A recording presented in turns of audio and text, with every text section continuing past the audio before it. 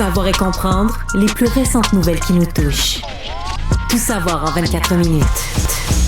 André Sylvain, il y a beaucoup d'espoir qui avait été fondé dans ces cours, ces formations, où on payait les étudiants qui venaient en formation pour amener de la nouvelle main-d'œuvre dans l'industrie de la construction. Et là, le journal ce matin qui nous apprend que, oups, c'est pas tous les gradués qu'on revoit sur les chantiers. Ben, tu sais, moi, je te dirais, Mario, là, avec 75% à peu près d'absents sur les chantiers, c'est plutôt un échec comme programme. Ouais. On savait que ce serait pas 100%. Là. Tu réussis jamais 100%. T'as des gens qui quittent, t'as des gens qui abandonnent, t'as des gens qui vont faire la formation, vont aller travailler en d'autres choses. Il y a un côté normal. Mais là, on est à 25%.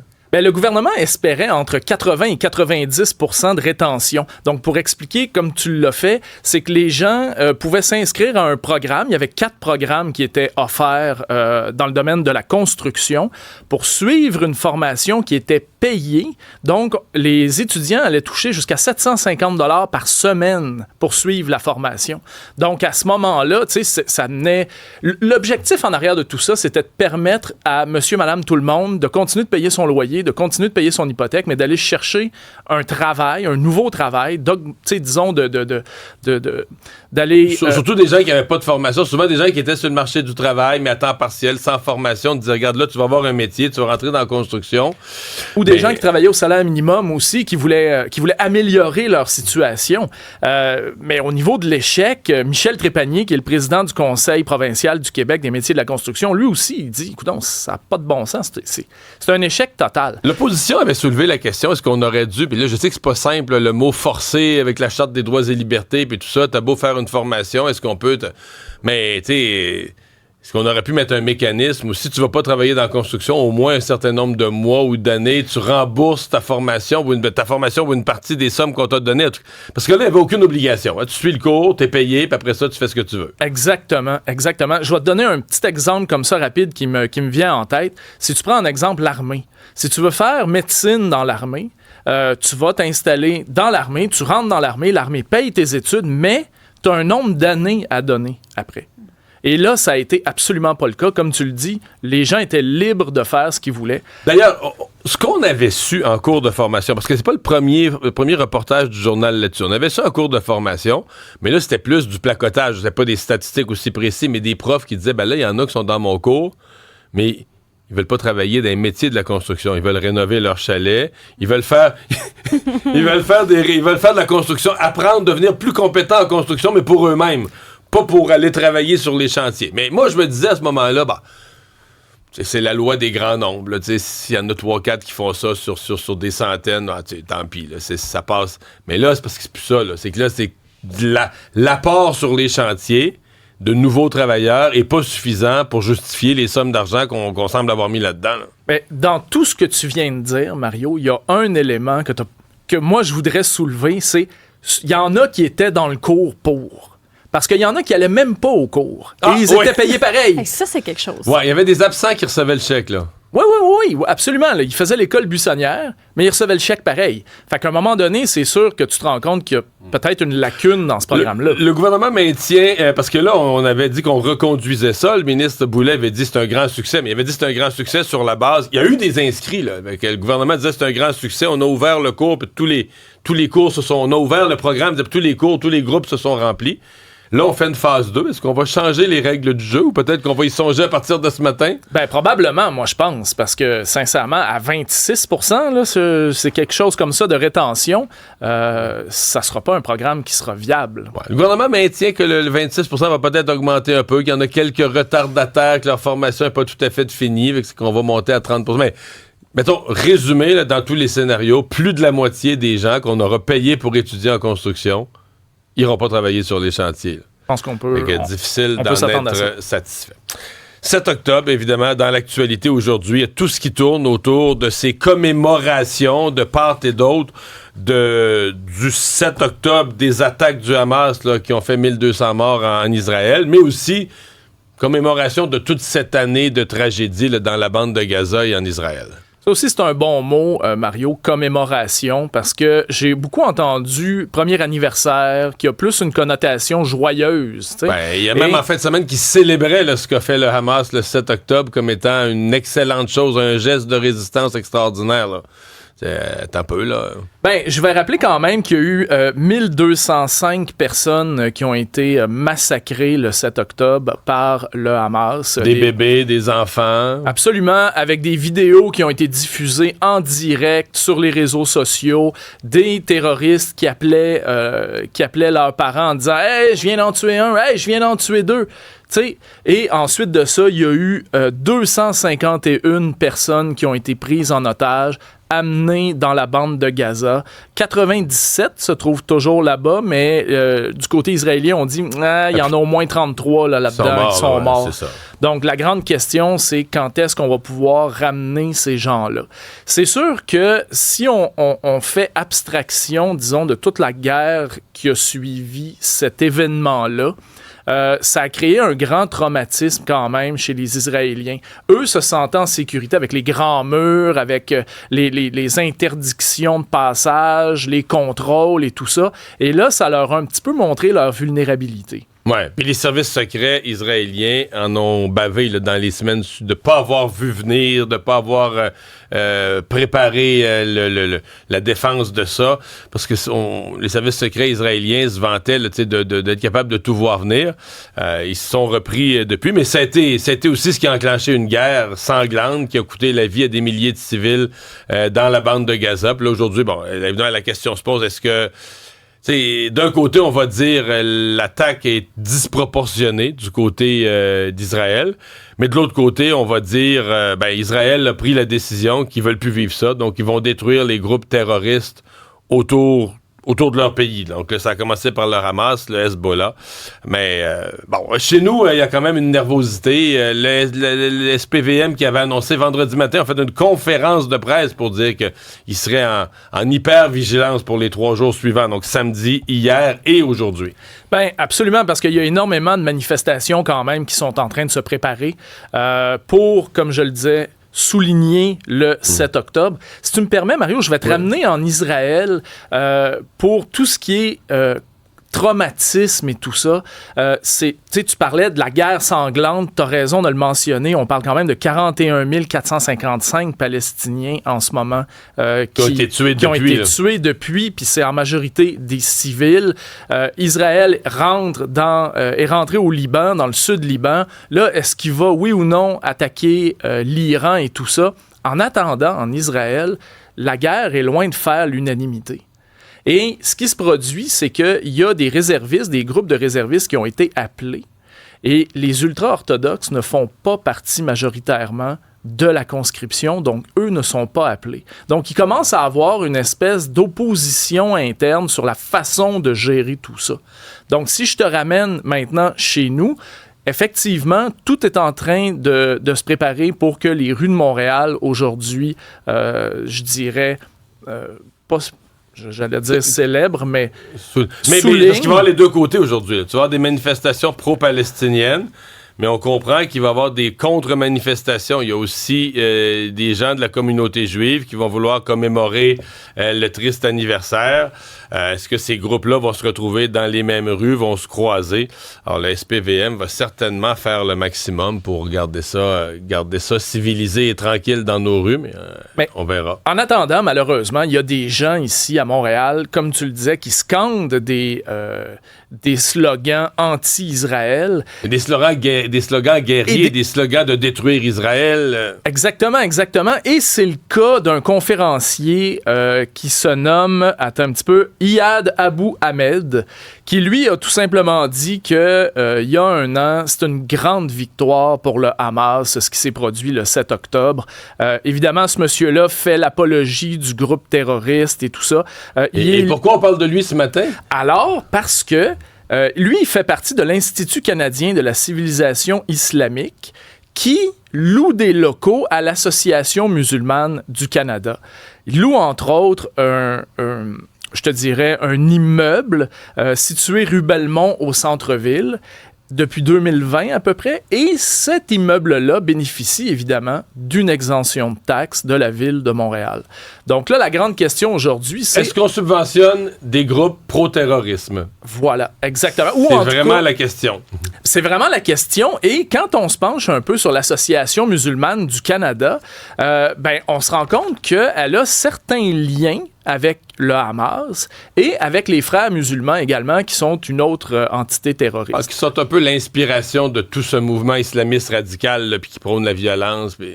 Alors, d'un côté, on a toute cette situation de « j'ai un local dédié à une religion », d'où l'exemption de taxes, et de l'autre, on utilise ce local-là pour finalement fomenter des idées de violence, faire l'apologie de la violence et, comme tu l'as dit, la destruction, entre autres, dans ce cas-ci, d'Israël. J'ai hâte de voir ce que va dire la Ville de Montréal là-dessus, là, comment on va répondre à ça. On dit à la Ville, pour l'instant, on a répondu au bureau d'enquête que oui, il y a une règle sur les lieux de culte, mais qu'on ne fouille pas les idées des gens. Je vais répondre à ça, mais peut-être qu'éventuellement on devrait. Là, je comprends qu'on n'a pas à regarder leur foi ou leur croyance, ou qu'ils soient de religion juive, musulmane, mais tant que c'est une pratique religieuse pacifique, là, je veux dire, d'encourager des actes terroristes, ça fait pas partie de aime ton prochain, là. Ben, tu sais que c'est quand même difficile à prouver. On a le cas d'Adil Sharkawi la dernière fois qui disait non, attendez, c'était dans le cadre d'une prière. Donc, départager tout ça n'est pas une tâche simple. Ce sera pas une tâche simple non plus pour les policiers de démêler les histoires de gangs de rue, mais l'incendie qui a fait 2 morts, un blessé grave en vendredi à Montréal, mais de plus en plus on le relie avec une situation complètement folle qui semble se vivre à Montréal, où non pas 1, non pas 2, mais 3 groupes criminels, 3 gangs de rue demande aux restaurateurs un piso, là, demande aux restaurateurs une protection. Là. Donc, tu as des restaurateurs qu'il faudrait, pour avoir la paix, faudrait qu'ils payent la protection à 3 gangs de bandits. Mais ça n'a pas d'allure. Non, ça se peut plus. Et là, si tu payes pas à un des 3, ben là, il peut t'arriver ça, un cocktail Molotov. Le but étant de détruire ton restaurant. Mais dans le cas de vendredi, ben là, c'est le building au complet qui y a passé, puis faisant un enfant de 7 ans qui est morte avec sa mère. Et sa mère de 43 ans. Il y a une extraordinaire vidéo qui a été publiée par le bureau d'enquête du Journal de Montréal vendredi, qui montre justement un de ces malfaiteurs-là en train de détruire à coups de marteau un restaurant de la rue... Centre-ville. Du centre-ville, exactement. Je pense que c'était la rue Montagne. Écoute, c'est un peu invraisemblable. Tu parles d'un pizzo. On parle de 100 000 $, Mario. Les restaurateurs se font demander 100 000 $, et si tu payes pour pas... la protection, pour rien, pour l'appel. Pour rien. C'est carrément pour rien. Sinon, on rentre chez toi, on envoie un cocktail Molotov. C'est arrivé à peu près à 5 restaurateurs. Une brique, un cocktail Molotov. Ou bien... On démolit tout. On casse la place. Exactement. Puis si tu payes pas après ça, il y en a un des restaurateurs qui a reçu une enveloppe avec des balles dedans. Fait que le message, il commence à être un peu plus clair, là, disons. C'est le genre d'actualité qu'on entendait ailleurs, il me semble. Ouais, ici, à une époque, on disait, tu sais, dans les bars, là, les Hells mettaient de la pression sur les propriétaires de bars pour le contrôle de la drogue dans ton bar, puis pour une certaine protection. Je pense qu'il y a des propriétaires de bars honnêtes qui ont payé à certains moments pour avoir la paix, même si ça les faisait suer, là. Ouais. Puis qui n'étaient pas liés, des gens qui n'étaient pas du tout liés au crime organisé, mais qui se disaient, bon, c'est le prix d'opérer. Mais là, ça se peut plus, là. 3 gangs rivaux qui exigent des... Puis là, c'est même pas des bars, là. Des restaurateurs. Donc, tu fais quoi dans... Tu fais quoi? À un moment donné, tu peux pas régler ça par toi-même. Tu es obligé d'espérer que la police va faire le ménage là-dedans, là. Est-ce que les policiers sont dépassés à Montréal? C'est la question. Là. C'est de plus en plus violent, Mario, puis c'est pas juste à Montréal. Tu sais, je veux dire, le jeune à Frampton qui a frappé le local des Hells, 14 ans seulement, pris dans un gang de rue et tout ça, qui lui était sous l'égide d'un autre gang de rue qui était le Arab Power. Mais qui est un de ceux, qui est un des 3 qui supposément au centre-ville, là, puis dans le vieux Montréal, puis tout ça, fait de l'extorsion auprès des restaurateurs. Écoute, il y a une pensée qui me vient comme ça, là, mais je me demande finalement si Rizzuto faisait pas la paix à travers toute cette gang-là, parce que depuis qu'il est plus là, il me semble que la violence est en croissance complète et totale. Puis sans aucune règle du jeu. Là. Sans aucun. Le code d'honneur, on dirait, n'est plus respecté. Notamment, dans le code d'honneur, aucun respect pour la vie humaine là, de faire des victimes de vie. Parce que quand tu mets le feu dans un vieux building historique largement construit en bois, le risque de ce qui est susceptible d'arriver est élevé. On a retrouvé le corps d'une femme à Sainte-Catherine sur la rive sud-ouest. Oui, vers 2h du matin. Ça s'est passé dimanche, mais je trouve que ça reste quand même important d'en parler. C'est une pauvre dame, Linda Benoît.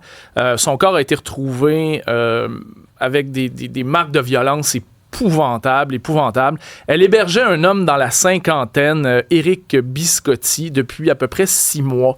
Selon une voisine qui a été rencontrée par TVA Nouvelles, la femme vivait plutôt toute seule, puis à un moment donné, elle a amené cet homme-là chez elle. Elle n'a pas trop compris pourquoi, mais la voisine dit « je l'aimais pas trop ». Finalement, c'est un homme qui a des épisodes psychotiques à répétition, qui devient complètement erratique quand il est en psychose. Il a à peu près une centaine de dossiers en ce moment au plumitif. Donc, c'était quelqu'un non seulement qui était connu, mais on savait ce qu'il était capable de faire. Alors, c'est lui, en ce moment, qui est considéré comme le principal suspect dans cette affaire-là. Là, est-ce que c'était son conjoint? Oui, non.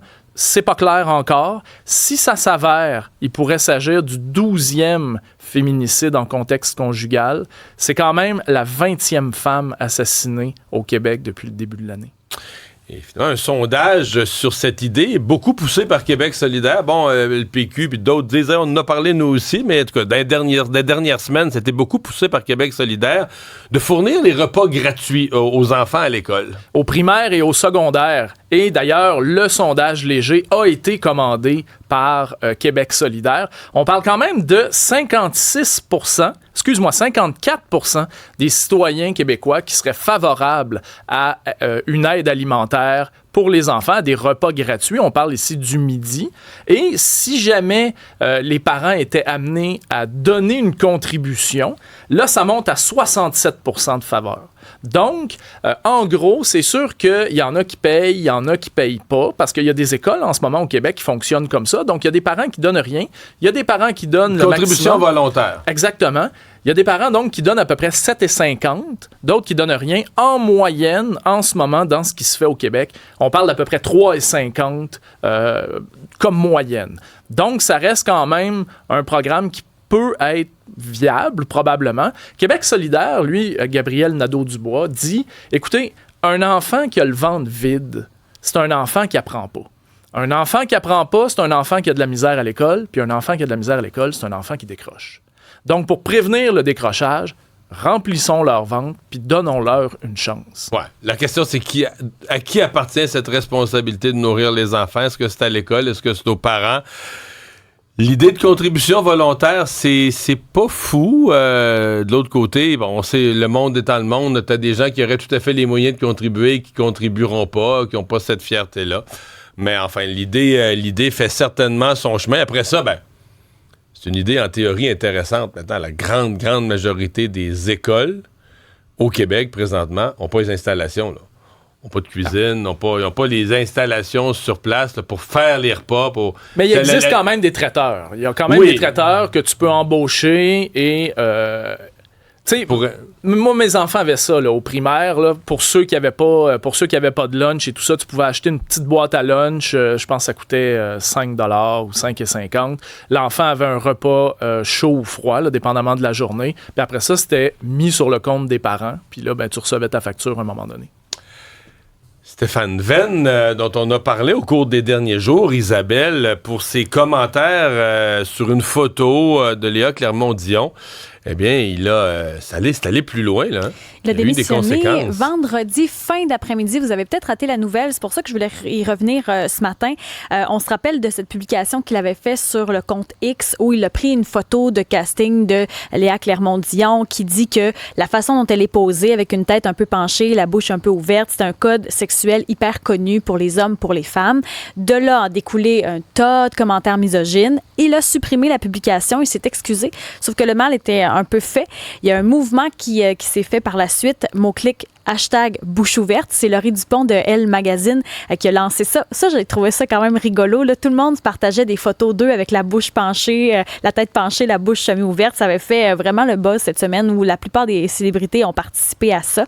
Et à la suite de tout ça, déroulant dans l'actualité, il a finalement démissionné de son poste aux communications du service de l'eau de la Ville de Montréal. Ça faisait déjà plusieurs années qu'il le faisait.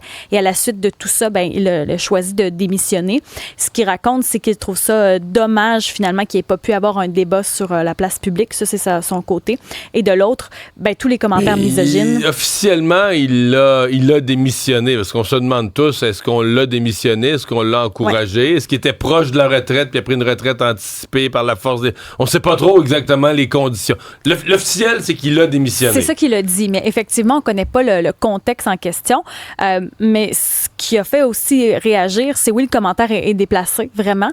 Mais les commentaires misogynes qui en sont suivis, là, des différents trolls sur les réseaux sociaux, ça a fait grincer les dents. Il a payé le prix pour ce qu'il a déclenché, là.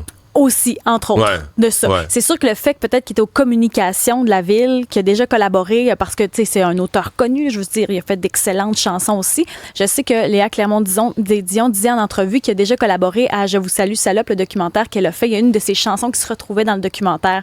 Est-ce qu'il y a eu ça aussi à travers les réactions publiques? Mais ça a fait grand bruit la semaine passée. Et finalement, les Kings complètent dans les prochaines heures, les prochaines minutes, leur passage en sol québécois. Dirais-tu que c'est un voyage réussi? Mario, dirais-tu que ça vaut les 3 à 7 millions de dollars que le gouvernement a déboursés? D'abord, un voyage réussi pour eux, je pense que oui. Là. Je veux dire, l'amphithéâtre était plein. Il y a beaucoup de conneries qui se sont dites en cours de route que ça s'est pas avéré. L'amphithéâtre était plein, il restait quelques places, mais pour des matchs pré-saison, c'était plein. Je pense que les Kings, pour eux, ça a été bon pour leur camp d'entraînement. Comme les gens de Charlevoix, parce que hier, ils étaient dans Charlevoix. Depuis samedi soir ou hier matin, ils sont dans Charlevoix. Je pense qu'ils ont joué au golf au manoir hier. Entraînement aujourd'hui. Ce matin, ils vont s'entraîner à l'aréna de Clermont dans Charlevoix. Ils sont allés dans les hôpitaux, ils ont fait plein de choses. Donc tout ça a été, à mon avis, une grosse réussite. Tu poses la question ensuite à 5 millions. Là. Est-ce que ça vaut les... On ne sait pas encore combien. On a dit entre 3 et 7, là, quand va être la facture finale. Est-ce que ça vaut ça? Je pense pas que ça va avoir été un événement à grande retombée. Je pense pas que ça va avoir été un événement à perte non plus. Je pense que quand tu vas calculer les retombées, mon feeling, c'est que tu vas arriver à dire, regarde, ça n'a rien coûté, ça n'a rien rapporté. Ça a à peu près rapporté ce que ça a coûté. Fait que de ce point de vue-là, c'est pas un énorme succès.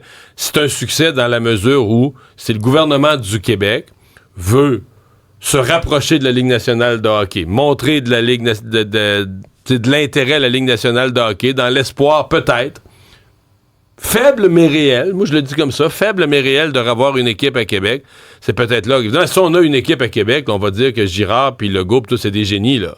On va dire que c'était le coup du siècle, là, les Kings à Québec. Pour l'instant, ça passe pour une clownerie, mais ça pourrait se transformer en étant le coup du siècle. Mais c'est vrai que c'est moins pire qu'anticipé, parce qu'au début, c'est vrai qu'on avait les bras dans les airs, briques et fanal, mais finalement, ça a été une superbe fin de semaine à Québec. Je suis l'exception. Depuis le début, je pense que ça va être bien correct. Là. Puis c'est ce que j'ai toujours pensé. Maintenant, si je peux me permettre un commentaire...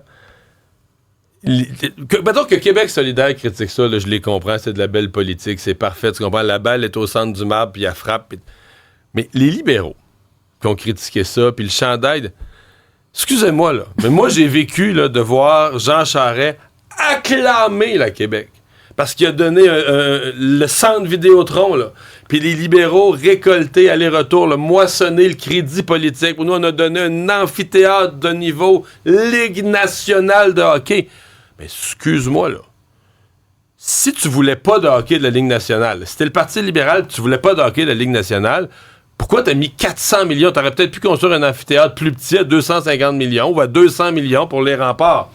Fait que s'il y a un groupe qui peuvent pas aujourd'hui dénoncer, puis même s'ils se disent, mettre 3, 4, 5 millions, 6 millions, 5 millions là-dedans, on n'aurait pas dû. Tu sais, il y a des moments en politique où tu te tais. Tu dis, garde, là, moi, là, dans ma situation, je suis le parti politique qui a créé, qui a donné, qui a payé avec les fonds publics le centre Vidéotron, m'a passé un tour pour le chiolage. Coup de circuit pour Mario Dumont. Quand même.